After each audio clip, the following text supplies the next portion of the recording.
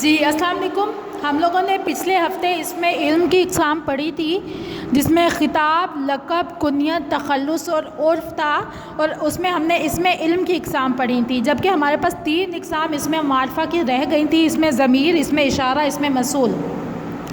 آج ہم اس میں ضمیر، اس میں اشارہ، اس میں موصول کے بارے میں پڑھیں گے کہ اس میں ضمیر کیا ہے، اس میں اشارہ کیا ہے اور اس میں موصول کیا ہے. پہلا ہے اس میں ضمیر. وہ لفظ جو بات چیت یا عبارت میں کسی اسم کی جگہ استعمال ہو، اس میں ضمیر کہلاتا ہے. مطلب وہ لفظ ہوتا ہے جو کسی اسم کہا جاتا ہے نا، کسی شخص کا نام ہے. فرض کریں ہم ایک پیراگراف لے رہے ہیں، اس میں بار بار اگر لفظ آتا ہے تو ہم اس کے نام کو کاٹنے کی بجائے چند ایک لفظ استعمال کرتے ہیں، وہ اس میں ضمیر کہلاتے ہیں. اب یہاں پہ اگزامپل کے طور پر آپ کو دیا گیا عائشہ ایک ذہین طالبہ ہے. یہاں پہ دیکھیں اسم دیا گیا ہے عائشہ. عائشہ ایک ذہین طالبہ ہے، وہ ہمیشہ کلاس میں اول آتی ہے، استاد بھی اسے پسند کرتے ہیں، اس کے والدین بھی اس سے خوش ہوتے ہیں. عائشہ ایک ذہین طالبہ ہے، وہ ہمیشہ کلاس میں اول آتی ہے. دیکھیں اب عائشہ کی جگہ وہ لگا دیا ہے، استاد بھی اسے پسند کرتے ہیں. اگر ہم یہاں لکھیں کہ عائشہ ایک ذہین طالبہ ہے، عائشہ ہمیشہ کلاس میں اول آتی ہے، استاد بھی عائشہ کو پسند کرتے ہیں، عائشہ کے والدین بھی اس سے خوش رہتے ہیں، تو وہ بہت ڈیفیکلٹ ہو جائے گا ہمارے لیے بار بار عائشہ لکھنا. تو ہم نے کیا کیا، عائشہ کے نام کی جگہ وہ، اسے، اس ایڈ کیا، تو یہ ہمارے پاس اس میں ضمیر آ گئے. ایسے الفاظ جو اسم کی جگہ استعمال ہوتے ہیں وہ اس میں ضمیر کہلاتے ہیں. مندرجہ بالا عبارت میں عائشہ کی جگہ وہ، اسے، اس کا استعمال کیا گیا. عائشہ کی جگہ آنے والے الفاظ وہ اور اس کو اس میں ضمیر کہتے ہیں. اس طرح ایسے تمام الفاظ جو کسی نام کی جگہ استعمال ہوں، مثلا وہ، اس، انہوں، تو، تم، میں، ہم، آپ، میرا، تمہارا وغیرہ، اس میں ضمیر ہیں. مطلب جو کسی اسم کی جگہ لفظ استعمال ہوتے ہیں وہ اس میں ضمیر ہیں. اب اس میں اشارہ. وہ لفظ جو کسی شخص، جگہ یا چیز کی طرف اشارہ کرنے کے لیے استعمال ہو، اس میں اشارہ کہلاتا ہے، مثلا یہ، وہ، اس وغیرہ. اس میں موصول.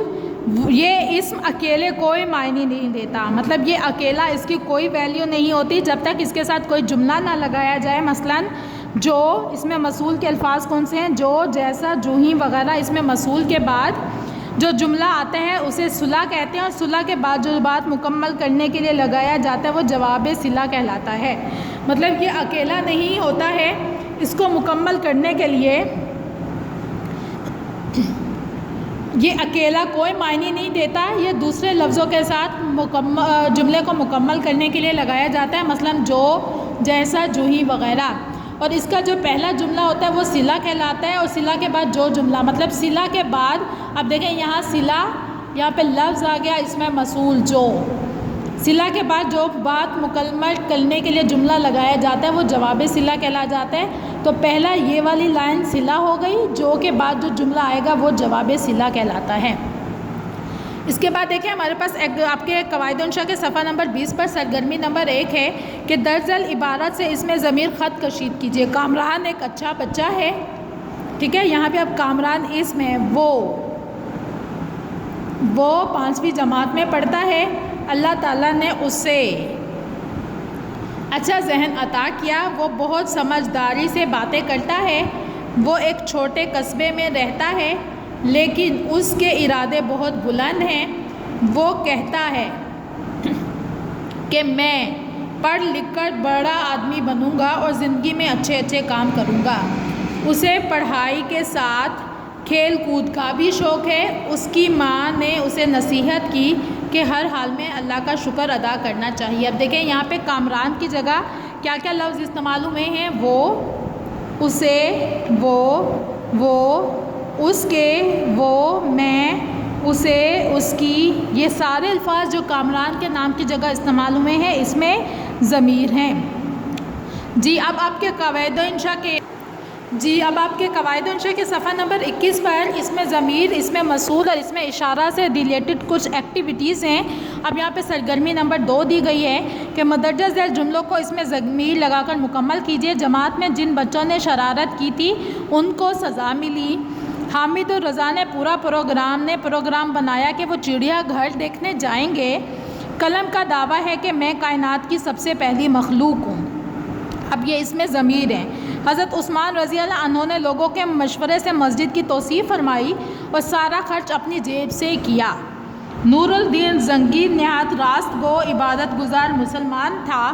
اسلام کی سربلندی اس کی زندگی کا مقصد تھا۔ مطلب میں اپنی یہ سب اس میں ضمیر ہیں جو اسم کی جگہ استعمال کیے گئے ہیں۔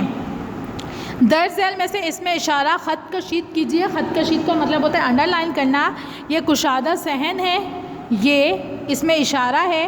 وہ تاریخی عمارت بہت خوبصورت ہے، وہ اس میں اشارہ ہے۔ اس سڑک کا نام خیابان امین ہے، اس میں اشارہ ہے۔ انہوں نے نیا موبائل فون لیا، جو ہے وہ اس میں اشارہ ہے۔ انہیں میز درکار ہے، انہیں اس میں اشارہ ہے۔ میری پینسل اس کے پاس ہے، میری اس میں اشارہ ہے۔ اب سرگرمی نمبر 4 ہے، دیکھیں یہاں پہ اس میں ضمیر کو کیا ہم نے، یہاں اس میں اشارہ کو کیا، اب ہمارے پاس اس میں موصول ہے۔ سرگرمی نمبر 4 ہے کہ خالی جگہ اس میں موصول سے پر کیجئے۔ ڈیش محنت کی ڈیش پھل پایا، جیسی محنت کی ویسا پھل پایا۔ تو یہ ہمارے پاس صلہ ہے، یہ جواب صلہ ہے۔ جیسی محنت کی ویسا پھل پایا، جیسا کرو گے ویسا بھرو گے، جو بویا وہی کاٹو گے، جیسا پھول ویسا کانٹا۔ یہ اس میں موصول ہے کہ اگر یہ الفاظ نہ آئیں تو ان لفظوں کی کوئی اہمیت نہیں ہے، یہ کسی دوسرے جملے کے ساتھ لگ کر اس کو مکمل کرتے ہیں۔ ٹھیک ہے، یہ ہمارا اس میں ضمیر، اس میں اشارہ اور اس میں موصول کا کام تھا۔